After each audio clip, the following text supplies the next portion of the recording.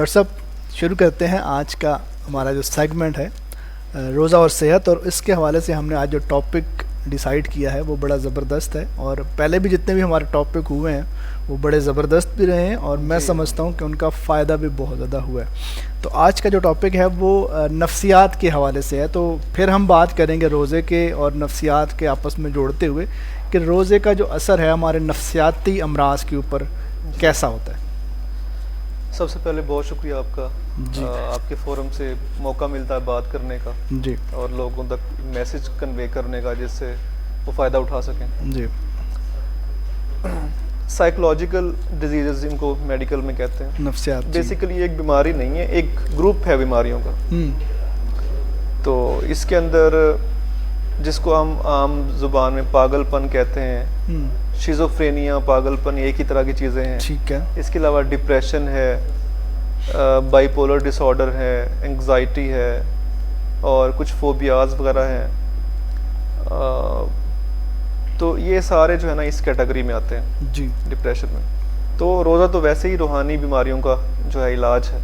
रूहानी बीमारियों का इलाज तो हमारे जो है मतलब जो अरकान इस्लाम है दिन उसके अंदर जो है ना मौजूद है कुरान पाक में। रोज़ा, ज़कात, हज, ये सब जो है ना हमारी रूह को पाक करती हैं चीज़ें। बेशक बेशक।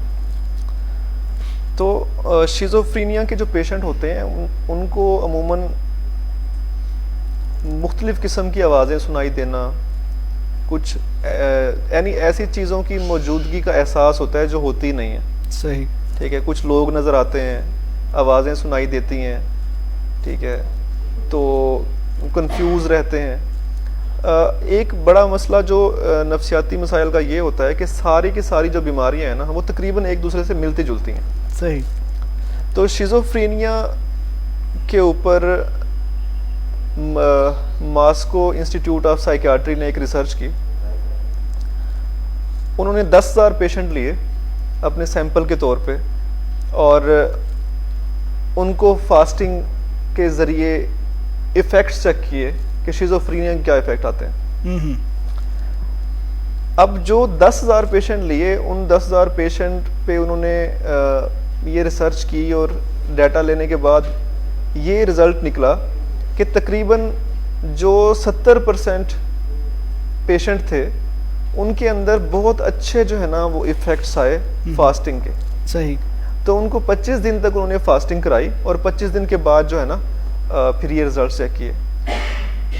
इसी तरह की स्टडी जो है फिर वो न्यूयॉर्क में भी एक हुई।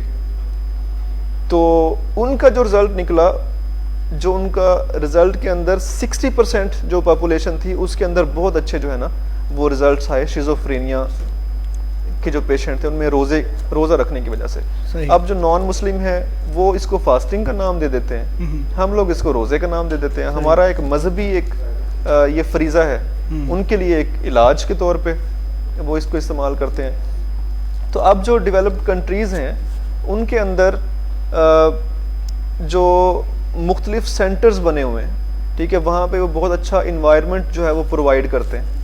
इन्वायरमेंट प्रोवाइड करने के बाद वो वहाँ पे जो पेशेंट जिनको एडमिट करते हैं, जो शिज़ोफ्रेनिया के पेशेंट जिनको एडमिट करते हैं, या बाकी जो नफ्सियाती मसाइल हैं, उनको रोज़ा रखवाते हैं। टाइम रख देते हैं जी, हमने 12 घंटे आपको कुछ नहीं खिलाना पिलाना। सही।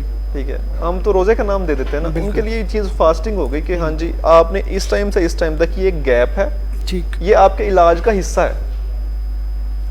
तो इस तरह जो शिज़ोफ्रेनिया के तो बहुत अच्छे जो है वो मतलब रोज़े के लिए रोज़ा जो है वो बहुत ज़्यादा ज़रूरी है और अच्छा है, और उसमें अच्छे इफेक्ट जी।